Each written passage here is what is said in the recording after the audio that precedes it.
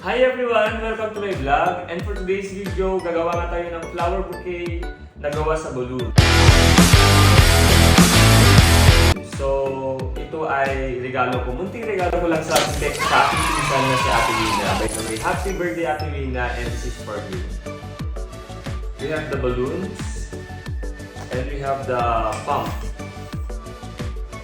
Bago natin simulan ang paggawa ng ating flower balloon bouquet, kailangan natin ng mga pangunahing materyales gaya ng balloon pump at mahabang balloon. Kailangan din ito ng mahabang pasensya. At kung kayo yung klase ng tao na takot maputukan sa kamay, sa mukha at sa katawan, doble ingat at maging banayad sa paghawak at paghuhulma ng balloon. Dito nga ay binubuo ko na ang paggawa ng tangkay or ng stem at ng kanyang sepal. Sa totoo lang, ngayon ko lang kinahiligan ang paggawa ng mga bulaklak na gawa sa balloon. Meron nga itong healing effect sa katawan lalo na kapag ikaw ay stress or pagod sa maghapong paghahanap buhay. At pagkatapos nga natin gawin ang kanyang stem, isunod naman natin gawin ang kanyang petals. Kulay orange nga ang napili kong kulay para sa kanyang petals para magkaroon ng variation. Kailangan may kasamang pagpisil para lumambot at mas madaling pormahin at buuin ang petals. Hala siya! Double meaning!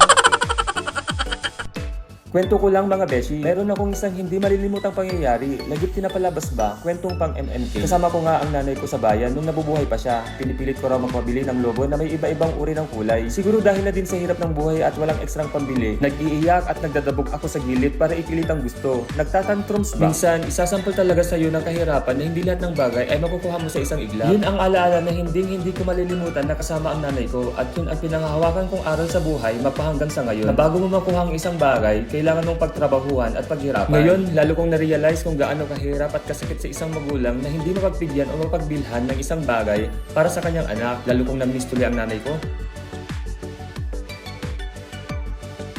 At dito nga ay unti-unti na nating nabubuo ang petals ng ating bulaklak. Dalawang uri nga ng bulaklak ang ginawa ko.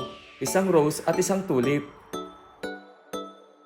After nga natin mabuo ang ating flower bouquet na gawa sa balloon, isipan ko nga ding dagdagan ng isang rainbow glow stuffed toy at ng shredded paper filler at ilagay sa loob ng wooden box para mas maganda at presentable ang regalo. Knowing Ate Wina, siya yung klase ng tao na very kind, supportive, independent woman at appreciative sa lahat ng bagay. Medyo nahirapan nga akong mag-isip kung anong regalo ang bibilhin at gagawin. Buti na lang gumana ang pagiging creative thinking skills kaya nakabuo ng isang masterpiece.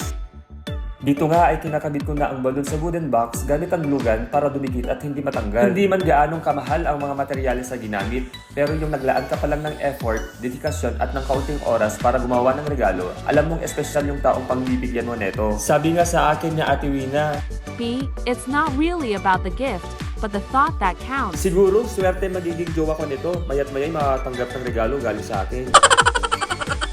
Naglagay nga din pala ako ng silver na ribbon palibot sa wooden box at syempre, ribbon para mas aesthetic. Ito yung magiging regalo ko sa aking pinsan na si Ate Wina, and I hope she likes it. And Ate Wina, thank you for everything. For the first day na nag-stay ako or like dumating ako dito sa Qatar, for always taking good care of me from the beginning up to now.